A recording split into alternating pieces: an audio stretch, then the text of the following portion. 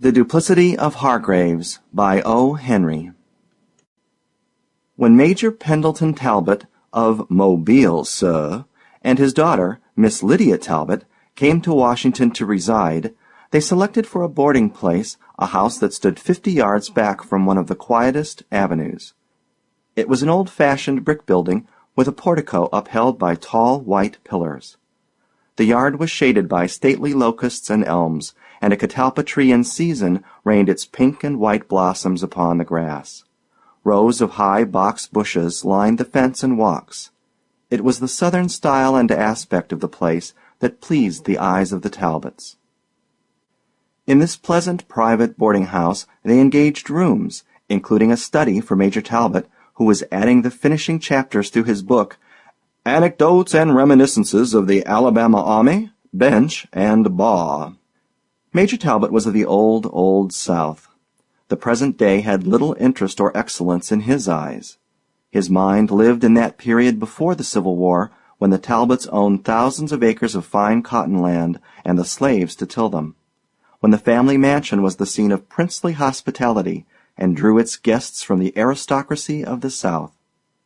Out of that period he had brought all its old pride and scruples of honor, an antiquated and punctilious politeness, and, you would think, its wardrobe.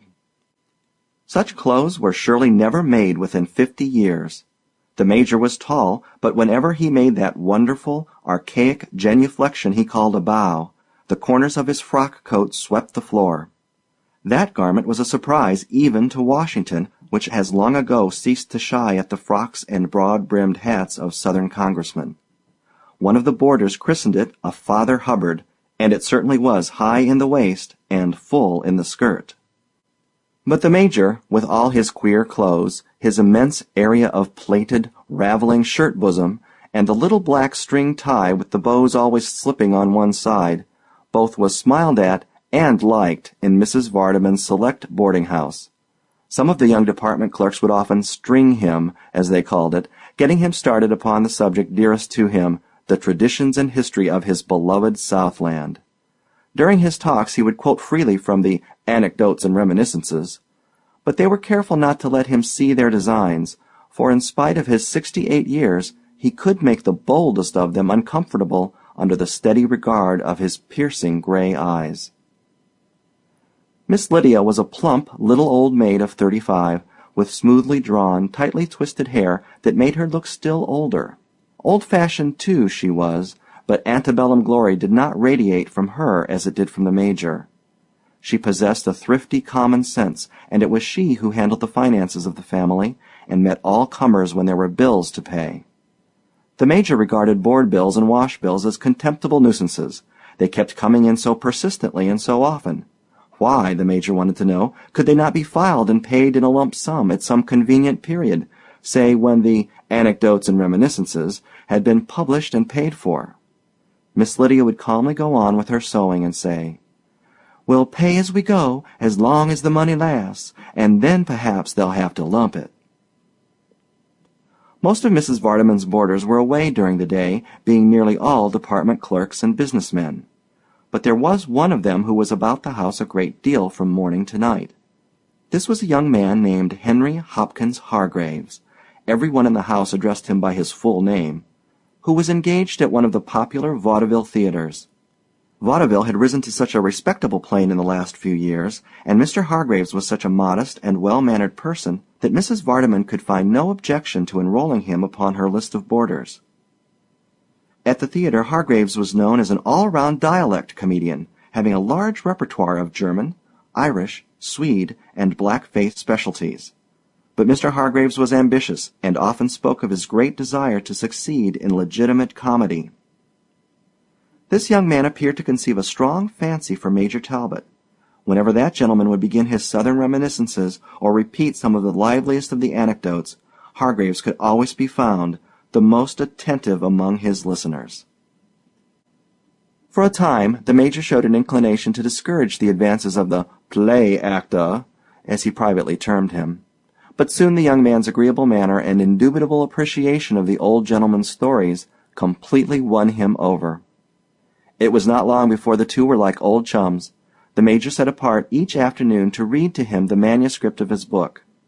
During the anecdotes, Hargraves never failed to laugh at exactly the right point. The Major was moved to declare to Miss Lydia one day that young Hargraves possessed remarkable perception and a gratifying respect for the old regime. And when it came to talking of those old days, if Major Talbot liked to talk, Mr. Hargraves was entranced to listen. Like almost all old people who talk of the past, the Major loved to linger over details. In describing the splendid, almost royal days of the old planters, he would hesitate until he had recalled the name of the Negro who held his horse, or the exact date of certain minor happenings, or the number of bales of cotton raised in such a year. But Hargraves never grew impatient or lost interest. On the contrary, he would advance questions on a variety of subjects connected with the life of that time, and he never failed to extract ready replies. The fox hunts, the possum suppers, the hoedowns and jubilees in the Negro quarters, the banquets in the plantation house hall, when invitations went for 50 miles around, the occasional feuds with the neighboring gentry, the Major's duel with Rathbone Culbertson about Kitty Chalmers, who afterward married a Thwaite of South Carolina, and private yacht races for fabulous sums on Mobile Bay, the quaint beliefs, improvident habits, and loyal virtues of the old slaves. All these were subjects that held both the Major and Hargraves absorbed for hours at a time. Sometimes at night, when the young man would be coming upstairs to his room after his turn at the theater was over, the Major would appear at the door of his study and beckon archly to him. Going in, Hargraves would find a little table set with a decanter, sugar bowl, fruit, and a big bunch of fresh green mint. "It occurred to me," the Major would begin, he was always ceremonious, "that perhaps you might have found your duties at your place of occupation sufficiently arduous to enable you, Mr. Hargraves, to appreciate what the poet might well have had in his mind when he wrote 'Tired Nature's Sweet Restorer,' one of our Southern juleps." It was a fascination to Hargraves to watch him make it. He took rank among artists when he began, and he never varied the process. With what delicacy he bruised the mint, with what exquisite nicety he estimated the ingredients, with what solicitous care he capped the compound with the scarlet fruit glowing against the dark green fringe, and then the hospitality and grace with which he offered it, after the selected oat straws had been plunged into its tinkling depths. After about 4 months in Washington, Miss Lydia discovered one morning that they were almost without money. The Anecdotes and Reminiscences was completed, but publishers had not jumped at the collected gems of Alabama sense and wit. The rental of a small house which they still owned in Mobile was 2 months in arrears. Their board money for the month would be due in 3 days. Miss Lydia called her father to a consultation. "No money?" he said with a surprised look. "It is quite annoying to be called on so frequently for these petty sums. Rarely I—" The Major searched his pockets. He found only a $2 bill, which he returned to his vest pocket. "I must attend to this at once, Lydia," he said. "Kindly get me my umbrella, and I will go downtown immediately. The congressman from our district, General Fulgham, has assured me some days ago that he would use his influence to get my book published at an early date. I will go to his hotel at once and see what arrangement has been made." With a sad little smile, Miss Lydia watched him button his Father Hubbard and depart, pausing at the door, as he always did, to bow profoundly. That evening, at dark, he returned. It seemed that Congressman Fulgham had seen the publisher who had the Major's manuscript for reading. That person had said that if the anecdotes, etc., were carefully pruned down about 1/2, in order to eliminate the sectional and class prejudice with which the book was dyed from end to end, he might consider its publication. The Major was in a white heat of anger, but regained his equanimity, according to his code of manners, as soon as he was in Miss Lydia's presence. "We must have money," said Miss Lydia, with a little wrinkle above her nose. "Give me the $2, and I will telegraph to Uncle Ralph for some tonight." The Major drew a small envelope from his upper vest pocket and tossed it on the table. "Perhaps it was injudicious," he said mildly, but the sum was so merely nominal that I bought tickets to the theater tonight. It's a new war drama, Lydia. I thought you would be pleased to witness its first production in Washington. I am told that the South has very fair treatment in the play. I confess I should like to see the performance myself." Miss Lydia threw up her hands in silent despair. Still, as the tickets were bought, they might as well be used. So that evening, as they sat in the theater listening to the lively overture, even Miss Lydia was minded to relegate their troubles, for the hour, to second place. The Major, in spotless linen, with his extraordinary coat showing only where it was closely buttoned, and his white hair smoothly roached, looked really fine and distinguished. The curtain went up on the first act of A Magnolia Flower, revealing a typical Southern plantation scene. Major Talbot betrayed some interest. "Oh, see!" exclaimed Miss Lydia, nudging his arm and pointing to her program. The Major put on his glasses and read the line in the cast of characters that her fingers indicated. Colonel Webster Calhoun, Mr. Hopkins Hargraves. "Is our Mr. Hargraves," said Miss Lydia. "It must be his first appearance in what he calls the legitimate. I'm so glad for him." Not until the second act did Colonel Webster Calhoun appear upon the stage. When he made his entry, Major Talbot gave an audible sniff, glared at him, and seemed to freeze solid. Miss Lydia uttered a little ambiguous squeak and crumpled her program in her hand. For Colonel Calhoun was made up as nearly resembling Major Talbot as one pea does another. The long, thin white hair, curly at the ends, the aristocratic beak of a nose, the crumpled, wide, raveling shirt front, the string tie with the bow nearly under one ear, were almost exactly duplicated. And then, to clinch the imitation, he wore the twin to the Major's supposed to be unparalleled coat.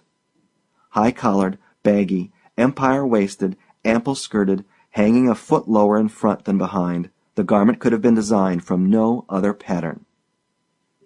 From then on, the Major and Miss Lydia sat bewitched, and saw the counterfeit presentment of a haughty Talbot dragged, as the Major afterward expressed it, through the slanderous mire of a corrupt stage. Mr. Hargraves had used his opportunities well. He had caught the Major's little idiosyncrasies of speech, accent, and intonation, and his pompous courtliness to perfection, exaggerating all to the purpose of the stage. When he performed that marvelous bow that the Major fondly imagined to be the pink of all salutations, the audience sent forth a sudden round of hearty applause. Miss Lydia sat immovable, not daring to glance toward her father.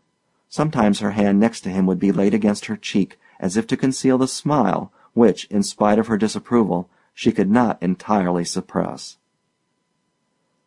The culmination of Hargraves' audacious imitation took place in the third act. The scene is where Colonel Calhoun entertains a few of the neighboring planters in his den. Standing at a table in the center of the stage, with his friends grouped about him, he delivers that inimitable, rambling character monologue so famous in A Magnolia Flower, at the same time that he deftly makes juleps for the party. Major Talbot, sitting quietly, but white with indignation, heard his best stories retold, his pet theories and hobbies advanced and expanded, and the dream of the Anecdotes and Reminiscences served, exaggerated, and garbled. His favorite narrative, that of his duel with Rathbone Culbertson, was not omitted, and it was delivered with more fire, egotism, and gusto than the Major himself put into it. The monologue concluded with a quaint, delicious, witty little lecture on the art of concocting a julep, illustrated by the act.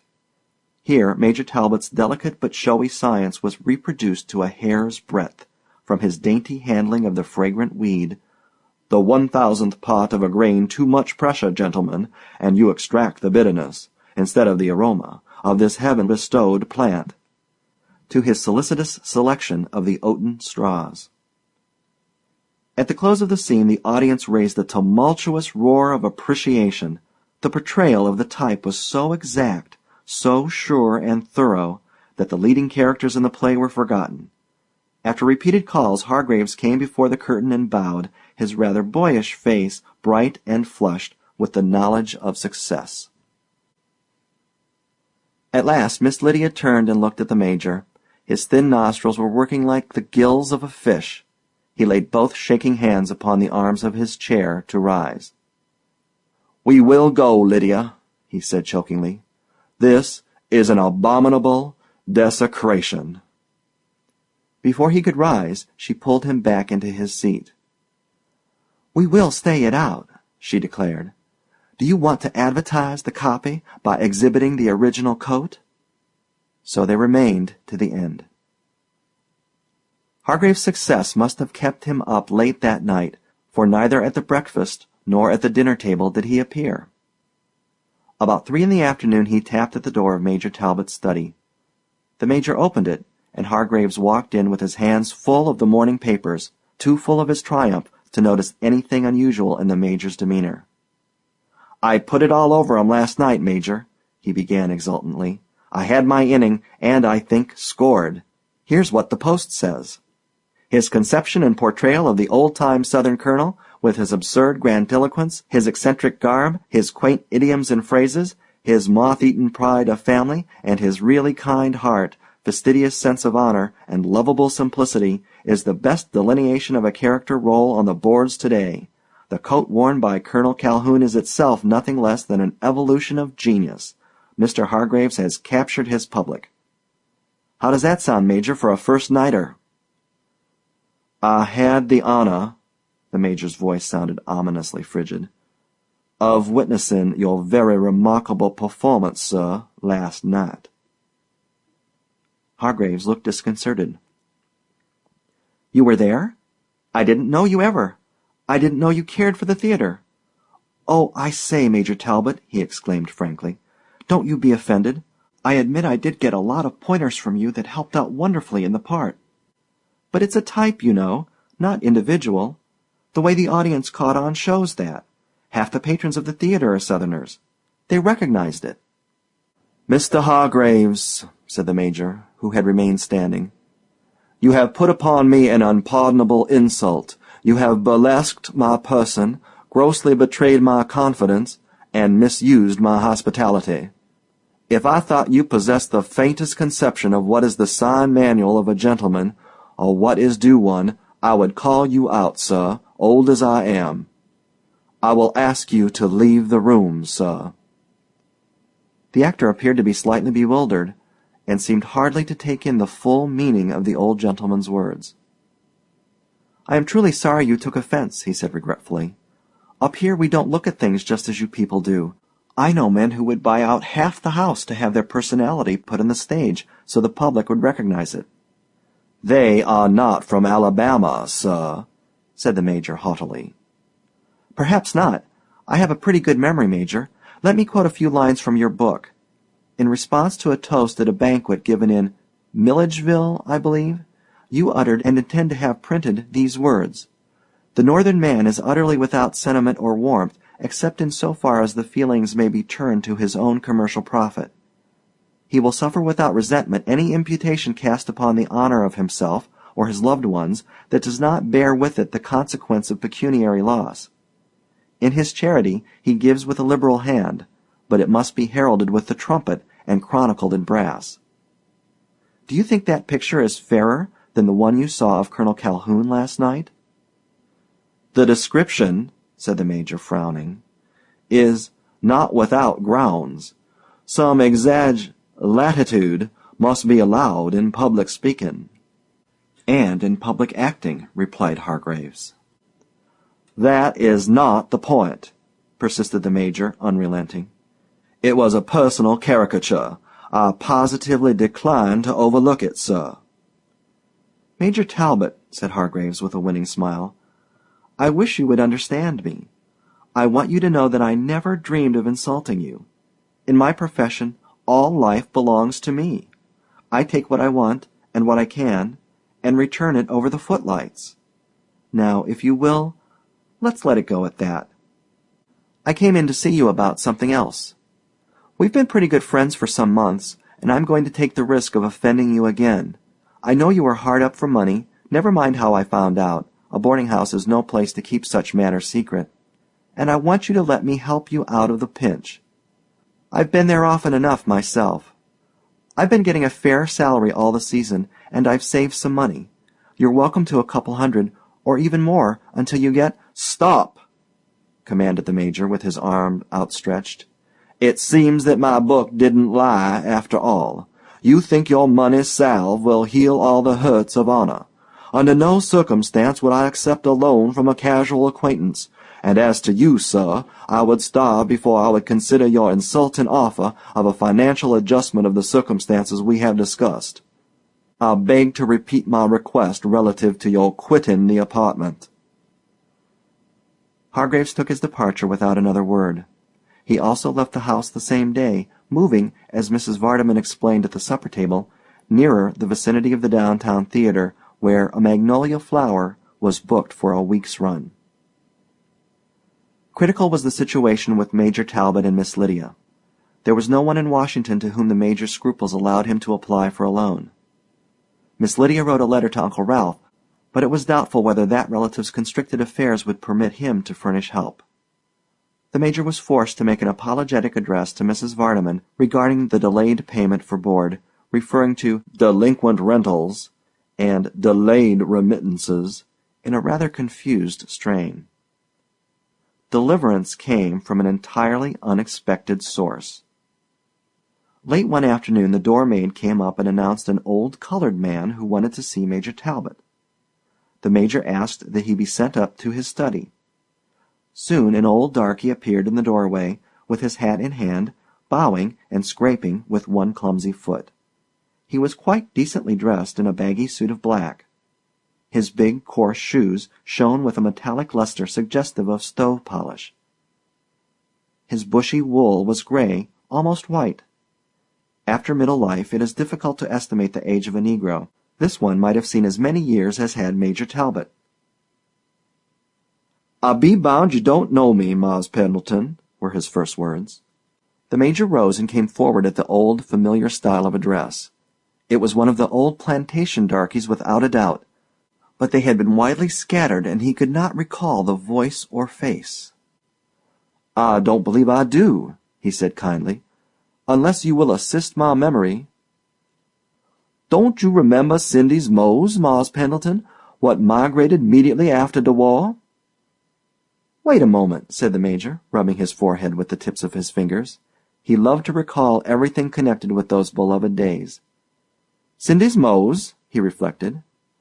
"You worked among the horses, breaking the colts. Yes, I remember now. After the surrender, you took the name of, don't prompt me, Mitchell, and went to the West, to Nebraska." "Yes, sir, yes, sir." The old man's face stretched with a delighted grin. "That's him. That's it. Nebraska. That's me, Mose Mitchell. Old Uncle Mose Mitchell, they calls me now. Oh, Mars, your pa give me a paw of them mule colts when I left for to start me going with. You 'member them colts, Mars Pendleton?" "I don't seem to recall the colts," said the Major. "You know, I was married the first year of the war and living in the old Follinsby place. But sit down, Uncle Mose. I'm glad to see you. I hope you have prospered." Uncle Mose took a chair and laid his hat carefully on the floor beside it. "Yes, sir. Of late I done mighty famous. When I first got to Nebraska, dey folks come all round me to see dem mule coats. Dey ain't seen no mules like dem in Nebraska. I sold dem mules for $300. Yes, sir, 300. Then I opened up a blacksmith shop, sir, and made some money and bought some land. Me and my old woman done raised up 7 children, and all doing well except 2 of 'em what died. 4 year ago, a railroad come along and started town slam against my land, and, sir, Mars Pendleton, Uncle Mose am worth $11,000 in money, property, and land." "I'm glad to hear it," said the Major heartily. "Glad to hear it." "And that little baby of yourn, Mars Pendleton, one what you name Miss Liddy, I'll be bound that little tad done growed up till nobody wouldn't know her." The Major stepped to the door and called, "Liddy, dear, will you come?" Miss Lydia, looking quite grown up and a little worried, came in from her room. "Dar now, what I tell you, I know dat baby done be plumb growed up. You don't 'member Uncle Mose, child?" "This is Aunt Cindy's Mose, Lydia," explained the Major. He left Sunnymead for the West when you were 2 years old." "Well," said Miss Lydia, "I can hardly be expected to remember you, Uncle Mose, at that age, and, as you say, I'm plumb growed up and was a blessed long time ago. But I'm glad to see you, even if I can't remember you." And she was. And so was the Major. Something alive and tangible had come to link them with the happy past. The three sat and talked over the olden times, the Major and Uncle Mose correcting or prompting each other as they reviewed the plantation scenes and days. The Major inquired what the old man was doing so far from his home. "Uncle Mose am a delegate," he explained, "to the Grand Baptist Convention in this city. I never preached none, but being a residing elder in the church and able for to pay my own expenses, they sent me along." "And how did you know we were here in Washington?" inquired Miss Lydia. "There's a colored man works in the hotel where I stops, what comes from Mobile. He told me he seen Mars Pendleton comin' out in this here house one morning. What I come for," continued Uncle Mose, reaching into his pocket, "besides the sight of home folks, was to pay Mars Pendleton what I owes him. Yes, sir, $300. He handed the Major a roll of bills. "When I left, old Mars said, 'Take them mule coats, Moles, and if it be so you gets able, pay for 'em.' Yes, sir, them was his words. The war had done left old Mars po' hisself. Old Mars being long ago dead, the debt descends to Mars Pendleton, $300. Uncle Mose is plenty able to pay now. When that railroad buy my land, I laid off to pay for them mules. Count the money, Mars Pendleton. That's what I sold them mules for. Yes, sir." Tears were in Major Talbot's eyes. He took Uncle Mose's hand and laid his other upon his shoulder. "Dear, faithful old servitor," he said in an unsteady voice, "I don't mind saying to you that Mars Pendleton spent his last dollar in the world a week ago. We will accept this money, Uncle Mose, since, in a way, it is a sort of payment, as well as a token of the loyalty and devotion of the old regime. Lydia, my dear, take the money. You are better fitted than I to manage its expenditure." "Take it, honey," said Uncle Mose. "Hit belongs to you. Hit's Talbot money." After Uncle Mose had gone, Miss Lydia had a good cry, for joy, and the Major turned his face to a corner and smoked his clay pipe volcanically. The succeeding day saw the Talbots restored to peace and ease. Miss Lydia's face lost its worried look.